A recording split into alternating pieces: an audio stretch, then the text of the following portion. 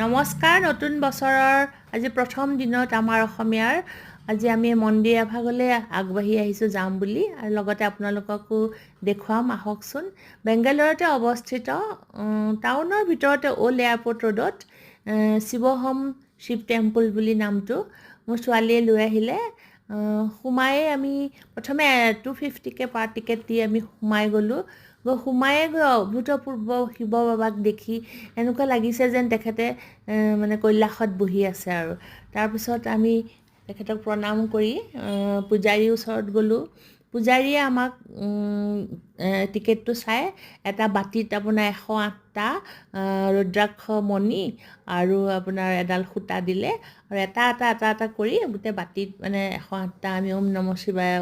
শিৱায় কৰি আমি এনেকৈ চবকে দি শেষ কৰি আহি ৰছীডাল এনেকৈ গছজোপা গছত বান্ধিলোঁ মনৰ কিবা আশা কামনা কৰি বান্ধি আমি সেৱা কৰিলোঁ কৰি আমি ওপৰত গণেশ বাবা আছে আমি চিৰি দি গৈ গণেশ বাবাক সেৱা কৰি পেলাই আকৌ তললৈ নামি আহিলোঁ তললৈ নামি আহি এতিয়া মেইন আমি গুহাৰ ভিতৰত যাব লাগে ভাৰতত যিমান আপোনাৰ শিৱলিংগ আছে শিৱ মন্দিৰ প্ৰখ্যাত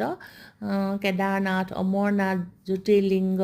মহাকালেশ্বৰ এই সকলোৰে আৰ্হিত এটা মন্দিৰৰ আৰ্হিত বনাই থৈছে এনেকৈ আমি গুহাত ধৰি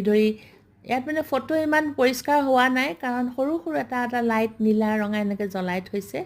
মনটো ইমানেই পবিত্ৰ লাগিছে এনেকৈ গৈ আমি সকলো ভগৱানকে শিৱ বাবাক দৰ্শন কৰিছোঁ মানে একেলগে দুজন যাব নোৱাৰে এজনকৈ যাব লাগিব মানে এয়া চাওক এয়া হৈছে মহাকালেশ্বৰ এয়া মধ্যপ্ৰদেশত অৱস্থিত তেনেকৈ আমি এইটো এটা গুফাৰ পৰা ওলাই বাহিৰলৈ আহিলোঁ এয়া চাওক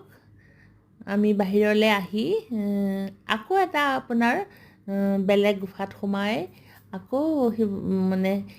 এইটো অমৰনাথ আপোনাৰ বৰফত যিটো